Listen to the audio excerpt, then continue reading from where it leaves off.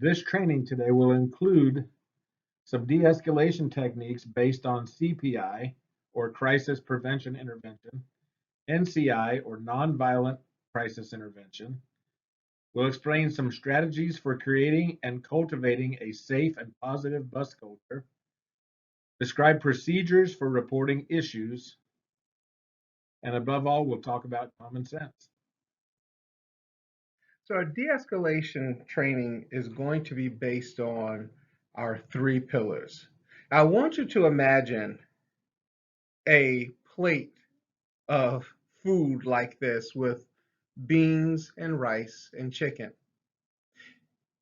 Individually, each ingredient on that plate is fantastic, but it's even better when you eat it together, when you combine it together.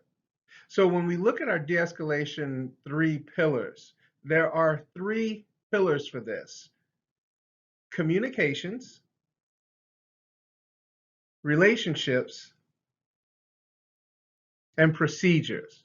So each one of those is important, but they have to work together. So there will be times where we'll be talking about procedures, but in order for procedures to be really effective, we have to have effective communications. And sometimes we'll be talking about communications and how we talk to each other.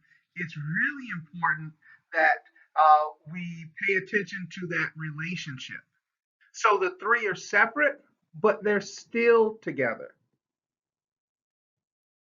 So as we go through our 3 pillars, we're going to watch a video called Impact and Chaos Inside the Mind of a School Bus Driver.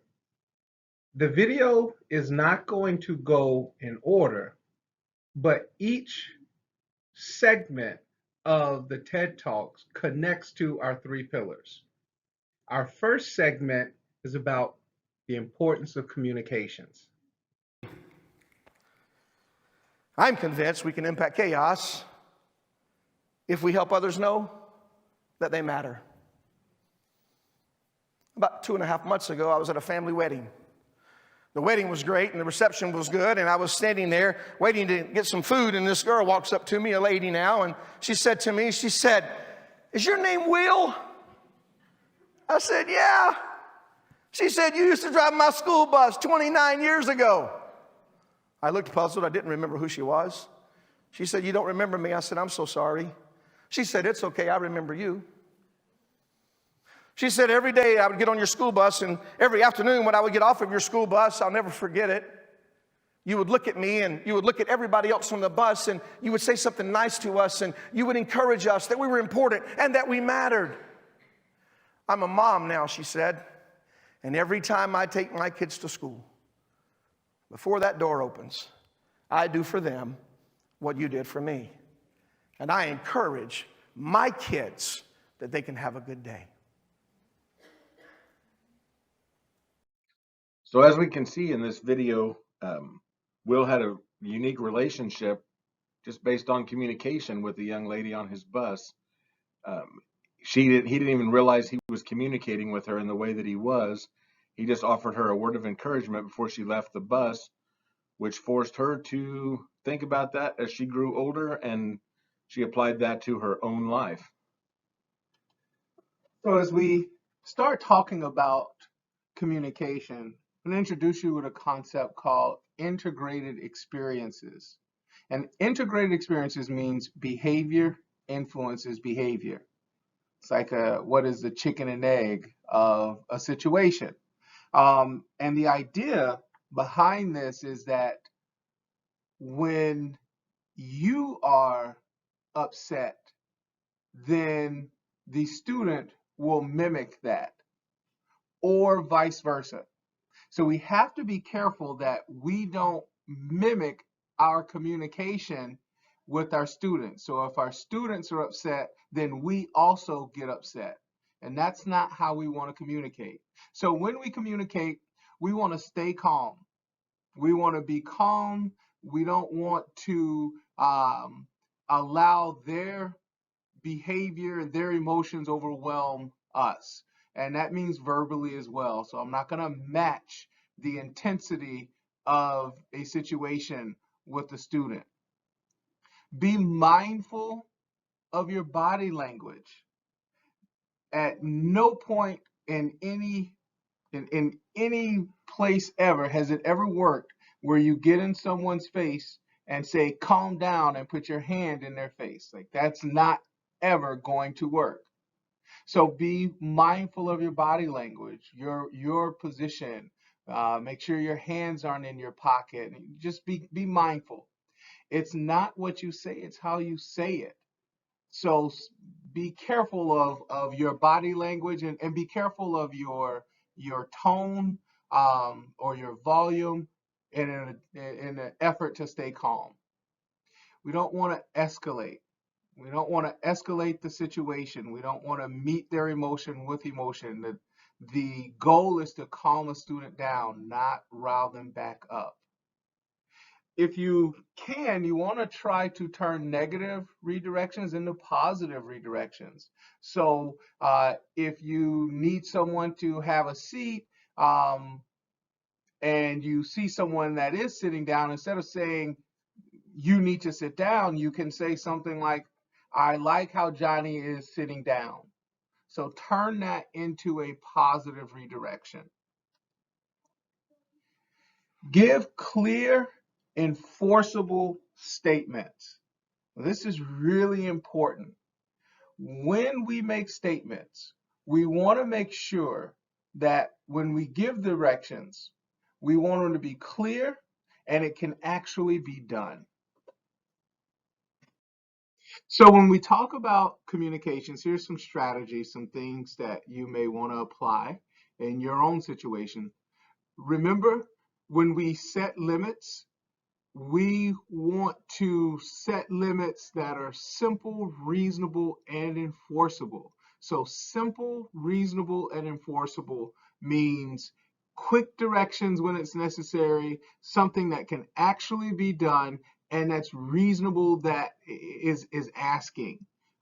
We have to be careful that we don't say, you have to sit down, or I'm going to throw you off the bus, and you're going to be off the bus for 90 days. Like, that's not reasonable nor enforceable. And we'll talk about that again in the future. So limit setting, simple, reasonable, enforceable. There are techniques for setting limits, things to keep in mind, like when, then, and if, then. So when we're all seated, then we can move. Or if you are seated forward, then we can move. So when, then, and if, then. You can also apply the interruption situation if things are starting to escalate. So you see a student is starting to get upset, you distract them, kind of distracts them or throws them off balance, and then when they're not focused on their own behavior, you give them a direction. I think Mr. Hinkle was talking about an interruption situation that he was dealing with. So I had a student on my middle school bus that had informed me at some point that he was an EBD student and he was on the autism spectrum. One day he was talking with other students around him. I heard one of the students further back in the bus ask him what he said. His reply was not appropriate. I heard his reply and asked him to get a book out of his backpack, turn around, and read his book. Unknowingly to him, I just redirected his action to something that was more favorable. I, for one, kept him from needing to have a bus referral for speaking the way he did. Didn't ignore what he said. I just redirected his actions and kept him from further harm. The next morning when he got on the bus, he apologized to me for his action from the day before. So at that point, the conversation was pretty much over because I didn't feel I needed to go any further with him. I took care of the action myself right there on the bus. Some other things to keep in mind. Don't argue with the students. Don't let them pull you into an argument. We're not going to argue. We can be calm, give them a directive, but we're not going to argue and get engaged in a power struggle. It's preferable to have private conversations when our students are in trouble, instead of trying to embarrass them in front of the whole bus. I can pull them to the side when we pull over and everyone disembarks. I can talk to that student privately, or maybe just between the driver and the AP and the student. Don't get baited. Try not to get baited. The kids can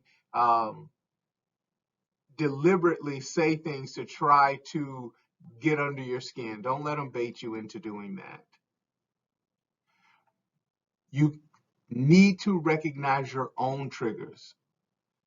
If you can recognize your own triggers, it's going to be easier to not get baited into these arguments or into these situations. So recognize your own triggers. What sets you off?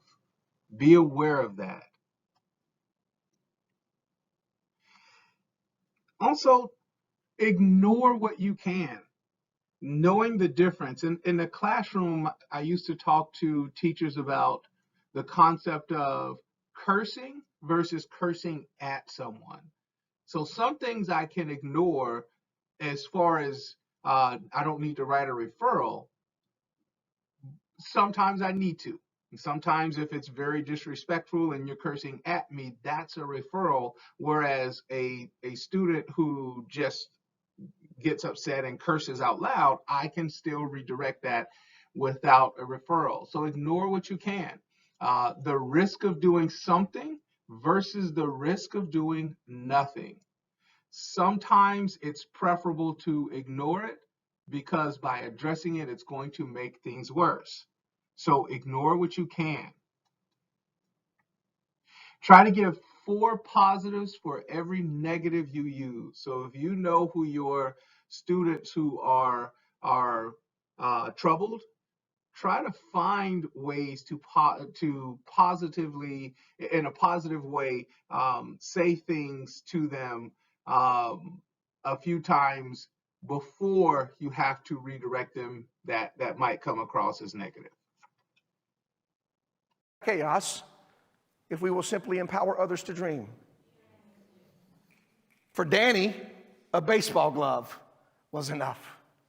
I got a favorite chicken place that I go to about 10:30 in the morning because the chicken is freshest at that time of day, because it's after breakfast and in between lunch, and they're forced to cook it for you because they're open. And I go in there and I take my papers and I'm going to grade my papers, and I'm excited about it because it's me and gravy and chicken. It's a Southern thing, and it's a great place to do my work. I'm nestling in to study or to do my grading, and all of a sudden my alarm goes off on my phone, and it reminds me of a funeral visitation that I'm supposed to be at. I don't like funerals, for number 1. Number 2, I didn't even know the deceased lady. And number 3, I felt compelled to go simply because my friend was the son-in-law. I go to the funeral visitation. I'm standing in the lobby. This kid walks up to me, a little older than a kid, and he looks at me and he said, "Did you used to drive a school bus?" This was about 6 months ago, and I looked at him and I said, "Yeah." And he said, "Is your name Will?" I said, "Yeah."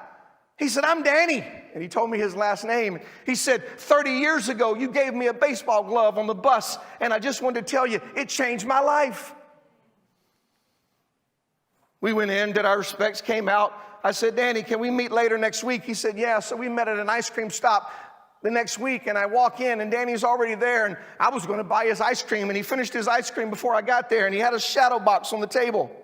You know what a shadow box is? It's what your mama or your grandmama put stuff in that really may not matter to anyone, and they hang it on the wall. He laid the shadow box down, took the back off of it, took the glove out, held the glove in his hand. I wanted to touch the glove. He began to tell me the story. On the bus when I was in the 5th grade, we talked about baseball. I'm not sure you even knew about baseball, but you seem to care about me. So when we talked about baseball, I'll never forget it. I said to you, "I'm going to play baseball." You said, "What position?" I said, "I'm going to play shortstop." And you said, "No, you're not a shortstop. Play second base." He said, "Well, I played second base, and then I began to coach after I finished high school." And he said, I'll never forget the day you gave me the glove, Will. He said, I was getting off the bus and I was standing at the bottom of the steps and you had said, hey, Danny, wait. And it was the last day of school and you looked at me and you looked down and you pulled an old glove out, this one, from a box beside your seat, and you tossed it to me in the stairwell. You said, hey, Danny, I believe in you. Do good. Danny said, for 14 years, I take this baseball glove to the field at every team I coach, and I say to my players, I believe in you. And I tell them the story of my bus driver giving me a baseball glove 30 years earlier, at that time, whatever year it was, and he said, I say to them, I believe in you, now let's play baseball. You see, I'm convinced that we can impact chaos if we will simply help others dream. That video demonstrates the importance of relationships and how those relationships can change a student's life. We know that for relationships, it's the most important thing that you can do. Relationships is the most important intervention that you can use. So please remember that it is the string that ties together everything. It's the relationships. Having that rapport, having that respect for each other, that rapport is going to be essential. When you build that rapport, you're going to find that mutual respect. Some of the things you may want to try: greet the students by name, say hello to them when they get on the bus. And interestingly enough, this is the same thing that we ask from our teachers as well. Stay at the door, greet them when they come in, and say hello. Give them eye contact when it's available. And if students are comfortable with eye contact, use the eye contact.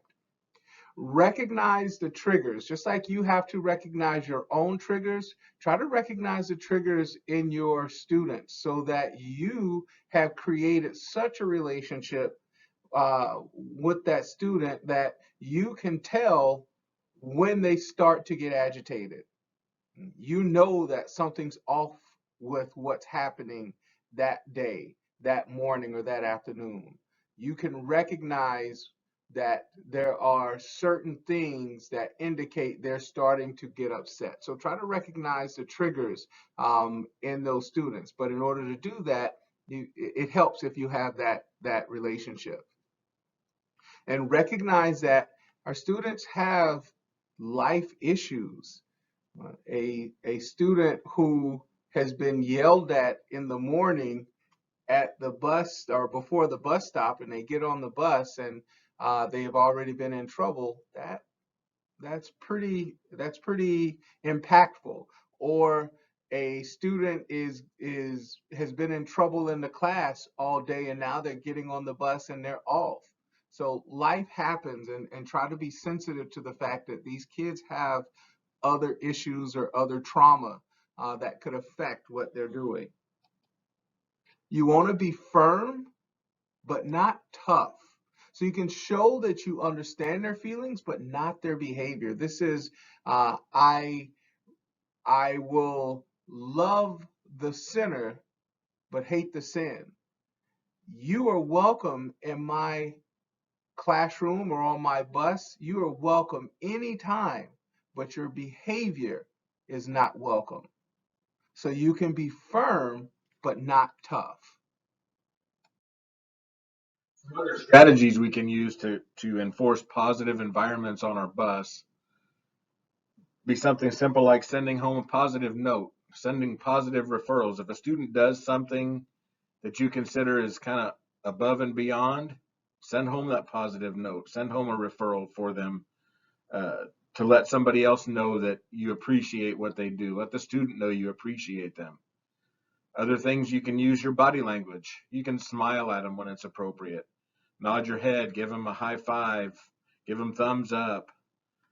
A lot of the students just like praise. They thrive on praise. And you can also recognize students who are doing the right thing. So if you got students that are sitting properly in their seat when you're ready to go, you can use that positive and use that to your advantage. Say, well, we can go as soon as everybody's sitting like Johnny or Susie. Make sure that, and you're going to catch the students doing the right thing from time to time, and you're probably going to catch them doing it more often, the more often you offer praise to students, because other students are going to recognize it and they're going to start doing the right thing as well. Just like you and just like me. He had a name. They called him Marlin. I called him the kid from hell. For Danny, it was just a baseball glove. Teresa, she's a story unfolding. These were three of the kids that rode my school bus 30 years ago. Mark Ostrowski says that chaos is out there. Chaos means opportunity. I believe that chaos is more than just out there and more than just an opportunity. I believe that chaos is inevitable. As long as humanity inhabits the earth, chaos is going to be with us. Founded in the mathematical and scientific field, chaos is defined as a lack of order. If we leave chaos alone and fail to bring order to it, it results in entropy. Entropy is defined as disorder. Now, I'm not here to give you a discourse on the ideas of entropy and chaos, but I am here to invite you to join me in what I believe we can do to impact chaos. And I believe that together, if we're willing to step into the chaos, we can actually bring about change in the lives of those that are affected by the chaos. Several years ago, 1988 to be exact, I came with an encounter to what I thought was a new type of chaos in my life. It was the year I married my wife, and 3 weeks after our honeymoon, when we returned back home, I started driving her school bus. Now, in case you're just wondering, she was not a student on my bus. Let me make that very clear. She owned the bus company. So, as a job, I started driving her school bus while working some other jobs and in college. And during this time, I discovered that driving a school bus was really a lot of chaos. People ask me all the time, what was it like to drive a school bus? And I explain it this way. Imagine yourself the only reasonable adult stranded on an island with 66 other people. Some of them juvenile offenders and the others scared of their shadow. That's what it was like every day for 10 years that I drove a bus. I'll never forget that those students that rode my bus, many of them, most of them, were trapped in the middle to lower class part of society, and the majority of those were very poor. This was new for me because I had never rode a school bus much, so to drive a school bus was very different. You see, I believe that you and I can impact chaos in three ways. Number one, when we serve others. He had a name. They called him Marlin. I called him the kid from hell.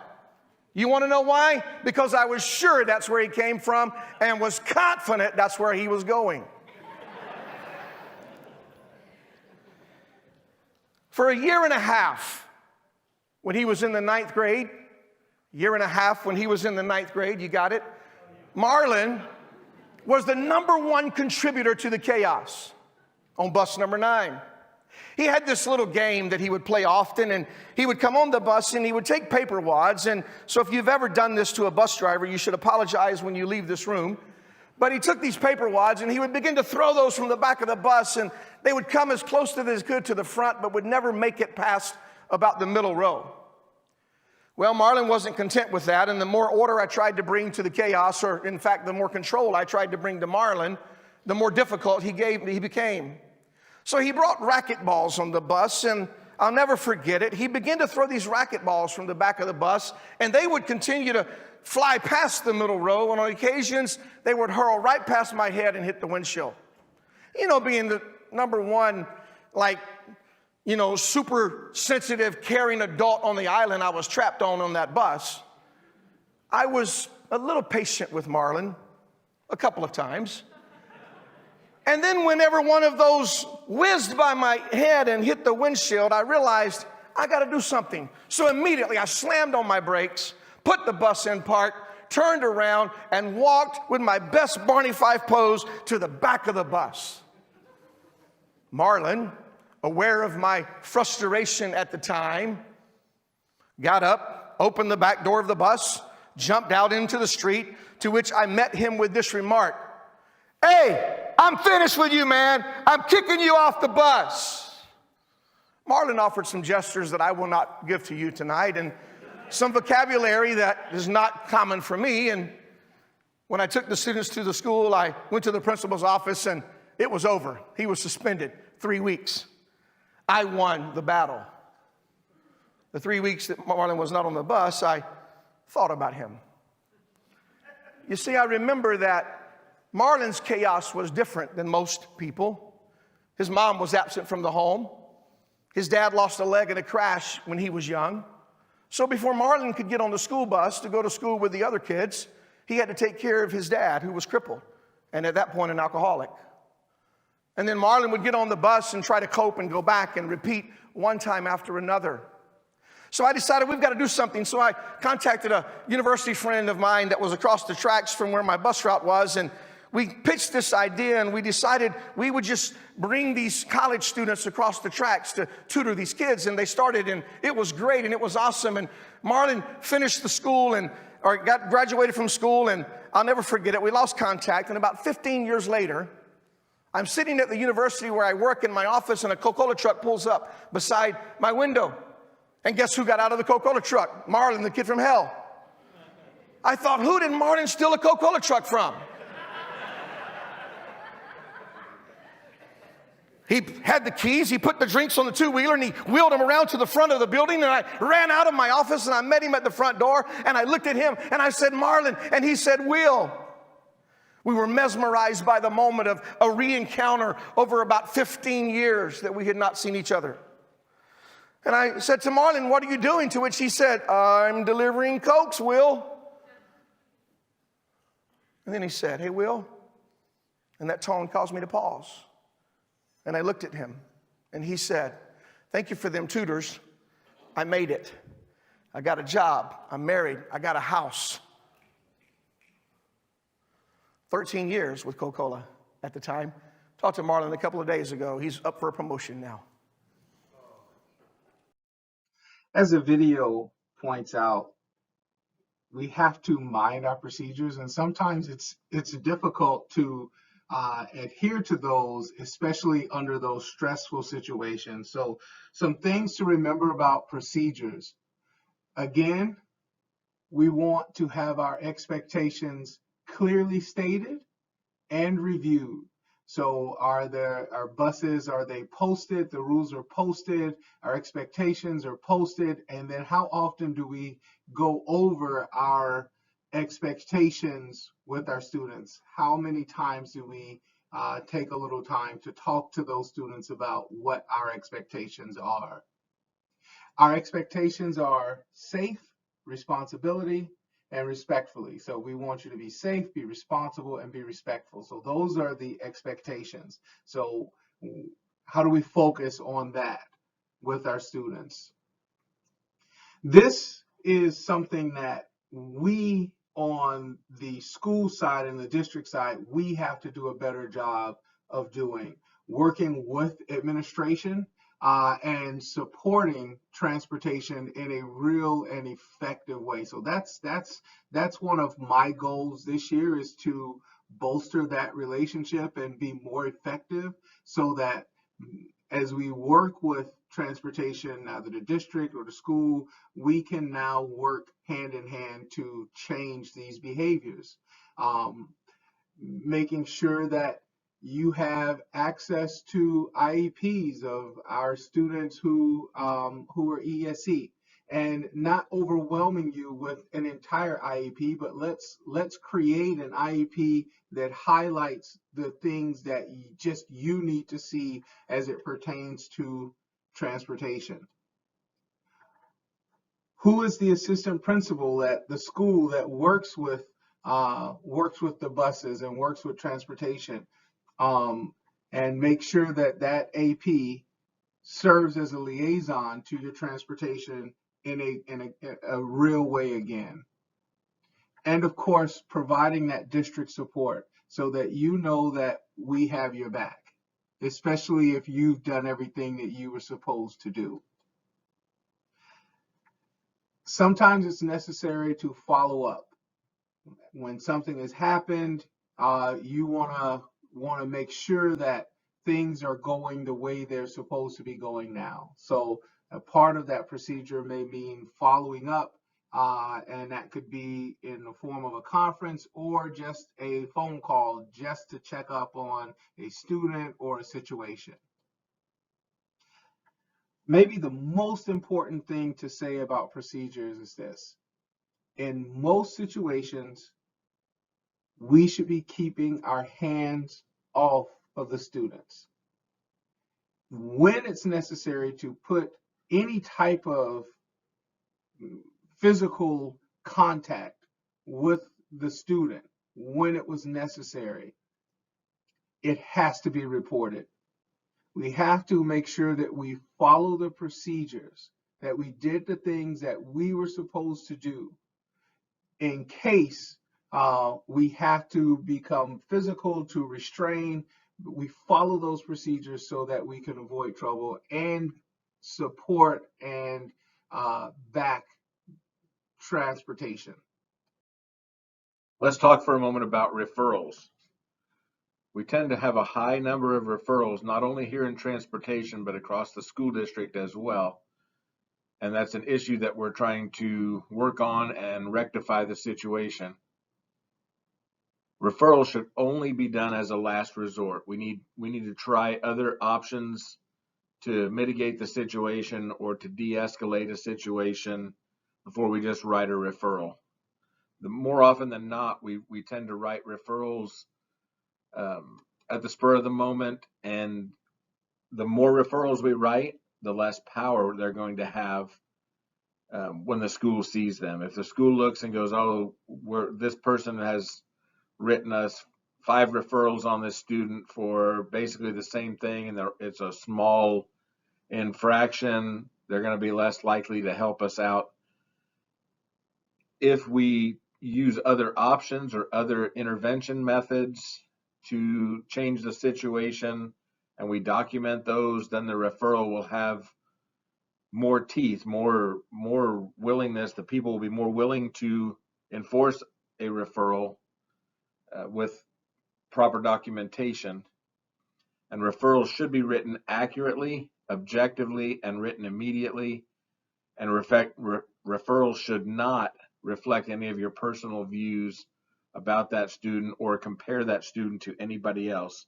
Basically state the facts of what happened, and that should be it for your referral.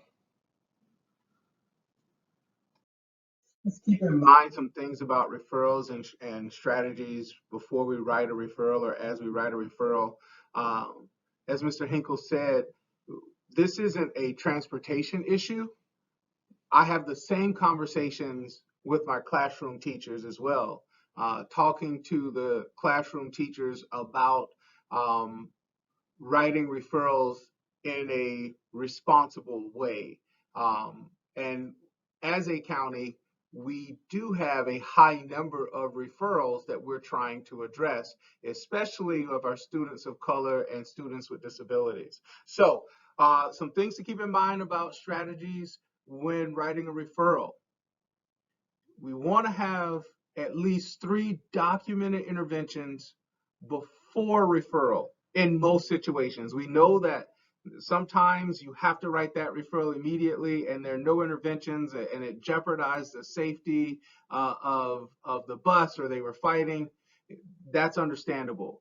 But in most cases, we want to try at least have 3 interventions before writing that referral and document that so that it can be supported, so that when you write that referral and you go to that school, you can say, we tried these things, the behavior's not changing, now I'm writing a referral. And you're more likely to get a response from your assistant principal. You might want to try seat charts. I believe that seating charts are mandatory. So make sure that you use your seating chart and move seats. If a student is misbehaving, move them into a different seat. You can also use conferences, either official conferences or, again, those private conversations. You can have those conferences between the student and the driver, or the student and driver and administrator, or a small conference if you have the opportunity when it's time to pick up a student or to drop them off. Those can all be conferences. Sometimes official, sometimes unofficial, in a way that you are talking, you're making contact with the student and parents and school to let them know that we don't want to write a referral, we want you on the bus. So let's talk about what we can do to change that behavior. Give options as a consequence, as long as you are comfortable with the options that as a driver you're giving. So it gives the illusion to the student that they have a choice in in the situation, but whatever they choose, you're okay with it. Here's what you need to know, though, about our consequences. As we talked about previously, our consequences have to be reasonable and enforceable. And so you should know that there are laws, there are rules as it pertains to our ESE students. Those students can only be suspended 10 days a year total. So if you put this kid out for 5 days in September, it's going to be a long year because you only have 5 days left. So whatever it is that you want to do, please understand there's some things that it's not enforceable. So we're going to put this kid off for 20 days. Well, that's not going to be reasonable or enforceable for some students. And this is the same conversation that we have with our teachers. Sometimes our teachers don't realize that there are laws, there are rules as it pertains to the ESE population, and you can't just suspend them without a lot of procedural red tape that you have to go through. So please be mindful of that when we talk about that as consequences. Know your frequent flyers. Who are the people that are prone to get in trouble or prone to have issues? Know who they are and arrange your seating chart accordingly. Recognize your visible and invisible disabilities. So sometimes it's easy to spot our students who have special needs. Sometimes we don't. And we had no idea that that particular student had some type of disability. So it's best to know who our special needs populations are. So let's talk a little bit about your personality. There are 3 basic types of personality. You can be passive, you can be assertive, or you can be aggressive. If you're passive, that means you just kind of come by things as they are. Everything just kind of falls into place. Assertive is probably the most, we're going to talk about that the most. Obviously, aggressive would mean that you try to take control of everything and you got to be in charge. So the most desirable feature for a school bus driver or bus attendant for that matter, the most desirable is to be assertive. If you're assertive, it means you're confident, you're positive, You're consistent, fair, and responsible. I know that we have people on all three areas of this. You can look around at your fellow drivers and bus attendants, and you can probably tell who is passive, who is assertive, and who is aggressive. Again, the most desirable feature is to be assertive. If everybody can try to be assertive, show confidence, be positive, consistent, and fair, the rest will all fall into place. So let's review. We had a lot of information here, so let's do a quick recap of some of the things that we talked about. We want to make sure that we have clear expectations for our students and that they are posted. I challenge you to change your mindset. Let's change our mindset and how we operate and the way we communicate and forming those positive relationships. Can we speak to each other and the students using positive talks in redirecting in a more positive way? Do you have a reward system on your bus? If not, can you use one to help change that behavior in a positive way? Most importantly, remember relationships matter. It's the most important thing that you should keep in mind here. Relationships are going to be the most important intervention that you can use. Continuing on our review, when we talk about consequences, the consequences have to meet your expectations. They have to be enforceable. If you give the student the ability to choose their consequences, they might surprise you on what they choose as a consequence. You might offer to either move their seat or have a conference. They might choose, oh, I'll just move my seat. I don't want to talk to that person. Or they may come to you and say, yeah, let's talk about this. We need to get to the bottom of this.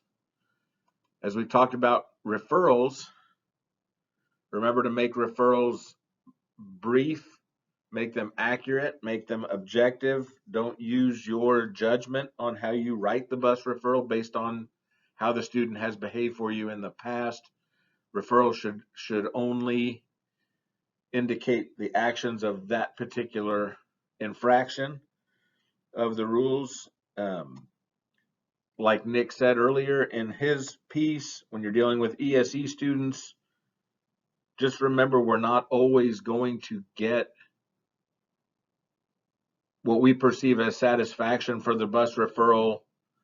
We think that a student may deserve to have some time spent off the bus, but when they review the referral along with the student's actions, it may be within that student's guidelines of their behavior plan, that not that it's an expected behavior of that student, but that it's a more of a norm for that student to act out in that manner, and they may not choose to suspend the student from the bus, even though we feel as the bus operator or bus attendant that it's deserving of suspended time off the bus.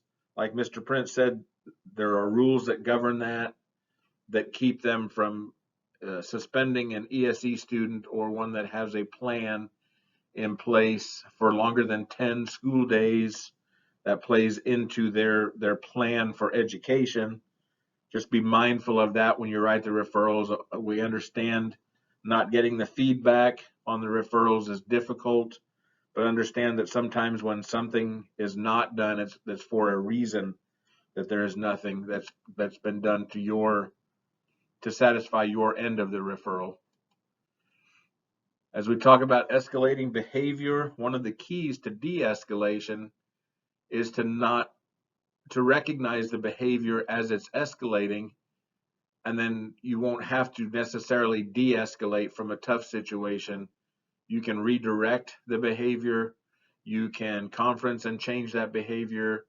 The conference can include talking with parents, talking with the AP at the school, talking with the student in general, just to identify that situation. You'll have a more positive outcome at the end of the day. When the students do begin to escalate their behavior, a key for us as operators and bus attendants is to stay calm.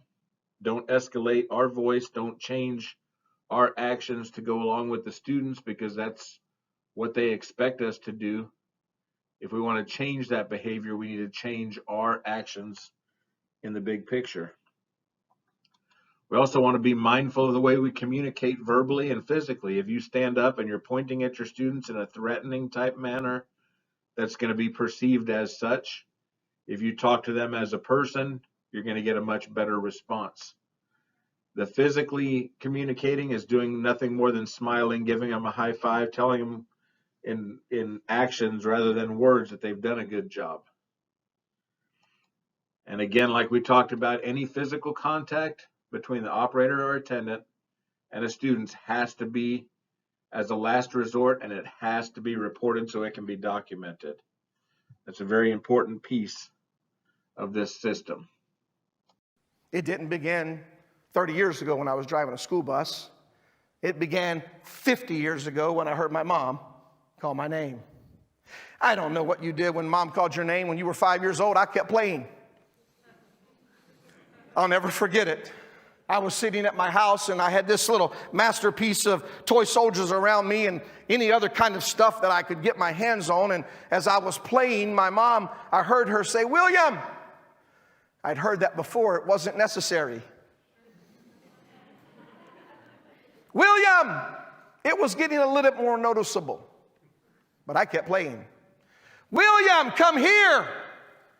I left my playground, went to my mom. She's standing at the front door of our house. When I got to my mom, she bends over, pulls my shirt back away from my chest, and stuffs a bag of cups down my shirt. She puts a bag of popcorn in my left hand and an ice-cold jug of Kool-Aid in my right hand. I'm excited. We're going on a picnic. So I thought.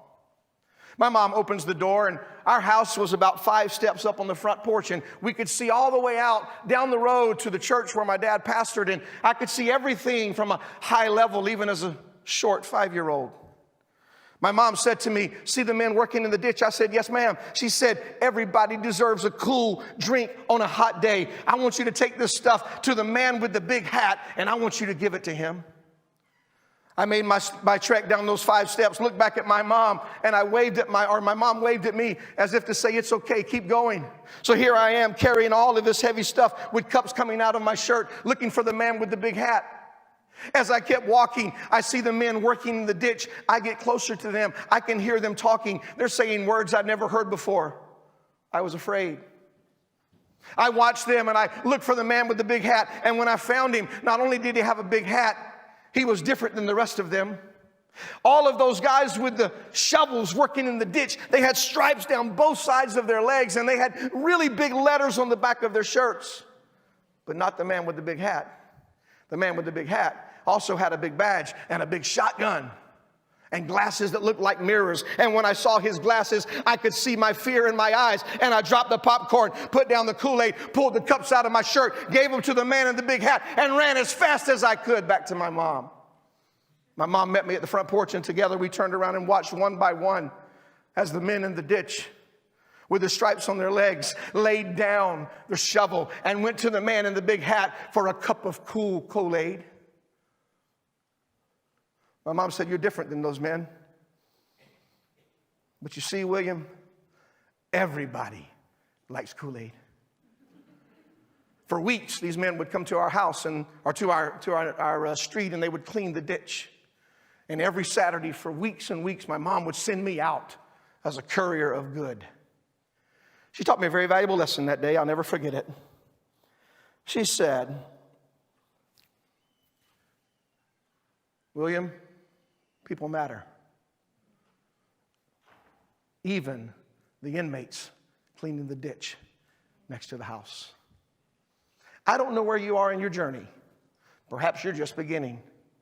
Perhaps you've been doing this journey of chaos walking for about 30 years. Maybe you're on year 50. I don't know. But what I do know is impacting chaos involves human interaction. It's about caring for other people. It's about knowing somebody's name. Marlon, Teresa, Danny. I'm convinced that you and me, all of us together, can impact chaos if we'll step in and serve and empower others to dream and let them know they matter. Thank you. We'd like to thank you for your participation today in this training. It's going to be an ongoing training. There'll be more to come as the school year progresses. If you need to reach me, below you'll see my email contact, my phone extension. Your area managers, lead driver trainers, they know where to find me. If you can't find me, contact me with any questions or any concerns you may have on any of this that we presented today, and we'll get you an answer. And thank you for the work that you're doing in some extraordinary times. We appreciate it. We thank you. I look forward to working with you more and riding more of the bus routes. That was a great experience for me. Please feel free to reach out to me. That's my email and my extension. And if you have any questions or need any additional support, please don't hesitate to reach out. Thank you for everything that you're doing.